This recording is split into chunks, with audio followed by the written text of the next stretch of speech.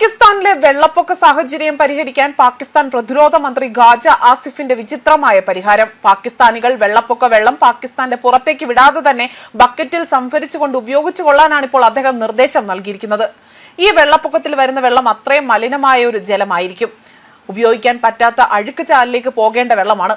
എന്നാൽ ഈ വെള്ളം പാത്രത്തിൽ സംഭരിച്ചുകൊണ്ട് തന്നെ വെള്ളപ്പൊക്കത്തെ ഒരു അനുഗ്രഹമായി കാണാനാണ് ഇപ്പോൾ പ്രതിരോധ മന്ത്രി പാകിസ്ഥാനികളോട് പറഞ്ഞിരിക്കുന്നത്.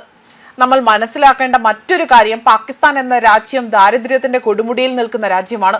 അവിടുത്തെ ജനങ്ങൾക്ക് ജീവിക്കാനുള്ള വകയില്ല. എല്ലാ സാധനങ്ങൾക്കും തീപിടിച്ച വിലയാണ്. ഈ പ്രശ്നങ്ങളെ അഭിമുഖീകരിക്കുമ്പോഴാണ് പഹൽഗാം ഭീകരാക്രമണത്തിന് പിന്നാലെ തന്നെ പാകിസ്ഥാനിലേക്കുള്ള വെള്ളം, അതായത് സിന്ധു നദീജല കരാർ തടഞ്ഞുകൊണ്ട് ഇന്ത്യ ശക്തമായി തന്നെ തിരിച്ചടിക്കുന്നത്. ഇതോടുകൂടി തന്നെ പാകിസ്ഥാനിൽ ജലക്ഷാമം അനുഭവപ്പെടാൻ തുടങ്ങി. അതിന് തൊട്ടു പിന്നാലെയാണ് പാകിസ്ഥാനിൽ വെള്ളപ്പൊക്കം വന്നതും. ഈ ഒരു അവസരത്തിൽ പോലും ആ വെള്ളപ്പൊക്കത്തിൽ നിന്നും ശേഖരിക്കുന്ന വെള്ളം കുടിച്ചുകൊള്ളാൻ പറയുന്നതിൽ അവിടുത്തെ സർക്കാരിന് ജനങ്ങളോട് എത്രമാത്രം പ്രതിബദ്ധത ഉണ്ട് എന്നതാണ് മനസ്സിലാക്കാൻ സാധിക്കുന്നത്. ഇതോടെ പാകിസ്ഥാന്റെ പരാജയമാണ് ഈ വിഷയത്തിലൂടെ തന്നെ ഇപ്പോൾ വെളിപ്പെട്ടിരിക്കുന്നതും. വെള്ളവും രക്തവും ഒരുമിച്ച് ഒഴുകില്ല എന്ന് പ്രധാനമന്ത്രി നരേന്ദ്രമോദി വ്യക്തമാക്കുകയും ചെയ്തിരുന്നു. മാത്രമല്ല, ഇപ്പോൾ മോദിയുടെ ജലബോംബ് പൊട്ടുന്നതിന് മുൻപേ തന്നെ പാകിസ്ഥാൻ വെള്ളത്തിനടിയിലാകുന്ന കാഴ്ചയും കാണാൻ സാധിക്കുന്നു. ഇപ്പോഴാണ് ഈ സാഹചര്യത്തിലാണ് പാകിസ്ഥാനികൾ ആ വെള്ളം ഒഴുക്കി വിടാതെ തന്നെ ശേഖരിച്ച് സ്വന്തം വീടുകളിലേക്ക് കൊണ്ടുപോകാൻ പറയുന്നതും. അതേസമയം പാകിസ്ഥാനിലെ പഞ്ചാബ് പ്രവിശ്യയിൽ ഉടനീളം തന്നെ റെക്കോർഡ് ഭേദിച്ചുകൊണ്ട് മൺസൂൺ മഴ വിനാശകരമായ വെള്ളപ്പൊക്കത്തിന് കാരണമായതിനാൽ തന്നെ 2.4 ദശലക്ഷത്തിലധികം ആളുകളെ അത് ബാധിക്കപ്പെട്ടുവെന്നും 1000-ലധികം ഗ്രാമങ്ങൾ വെള്ളത്തിലടിയിലായി എന്നതാണ് പ്രതിരോധ മന്ത്രി ഇപ്പോൾ വ്യക്തമാക്കിയിരിക്കുന്നത്. മാത്രമല്ല, പറയുന്ന കാര്യങ്ങൾ ഇങ്ങനെയാണ്. വെള്ളപ്പൊക്ക സമാനമായ സാഹചര്യത്തിനെതിരെ പ്രതിഷേധിക്കുന്ന ആളുകൾ വെള്ളപ്പൊക്കം വീട്ടിലേക്ക് കൊണ്ടുപോകണം. ആളുകൾ ഈ വെള്ളം അവരുടെ വീടുകളിലും ടബുകളിലും പാത്രങ്ങളിലും സൂക്ഷിക്കണം. ഈ വെള്ളത്തെ ഒരു അനുഗ്രഹമായി കാണണമെന്നും അതിനാൽ അത് സംഭരിക്കണമെന്നുമാണ് ഖ്വാജ ആസിഫ് ഇവിടെ വ്യക്തമാക്കുന്നത്.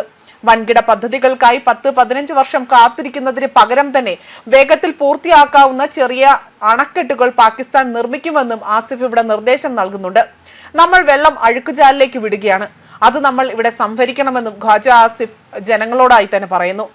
പാകിസ്ഥാനിലെ പഞ്ചാബ് പ്രവിശ്യയിൽ ഉണ്ടായ റെക്കോർഡ് വെള്ളപ്പൊക്കത്തിൽ 2 ദശലക്ഷത്തിലധികം ആളുകൾ ദുരന്തത്തിലായി എന്നും പഞ്ചാബ് ഇൻഫർമേഷൻ മന്ത്രി ആസ്മ ബൊറാഗി വ്യക്തമാക്കി. പാകിസ്ഥാന്റെ ദേശീയ ദുരന്ത നിവാരണ അതോറിറ്റിയുടെ കണക്കുകൾ പ്രകാരം ജൂൺ 26 മുതൽ ഓഗസ്റ്റ് 31 വരെ വെള്ളപ്പൊക്കത്തിൽ 854 പാകിസ്ഥാനികൾ മരിക്കുകയും 1100-ലധികം ആളുകൾക്ക് പരിക്കേൽക്കുകയും ചെയ്തു.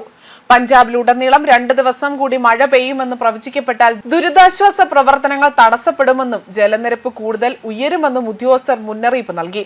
പാകിസ്ഥാനിലുടനീളം കൃഷിയിടങ്ങളിലെല്ലാം തന്നെ വെള്ളത്തിനടിയിലാവുകയും അവിടെ കൊയ്യാൻ തയ്യാറായി നിന്ന വിളകൾ പോലും നശിക്കുകയും രാജ്യത്ത് ഭക്ഷ്യ പ്രതിസന്ധിയും പണപ്പെരുപ്പത്തെയും കുറിച്ചുള്ള ആശങ്കകൾക്ക് കാരണമായിട്ടുണ്ടെന്നായിരുന്നു ഐക്യരാഷ്ട്രസഭ നൽകിയ മുന്നറിയിപ്പിൽ വ്യക്തമാക്കിയിരിക്കുന്നത്.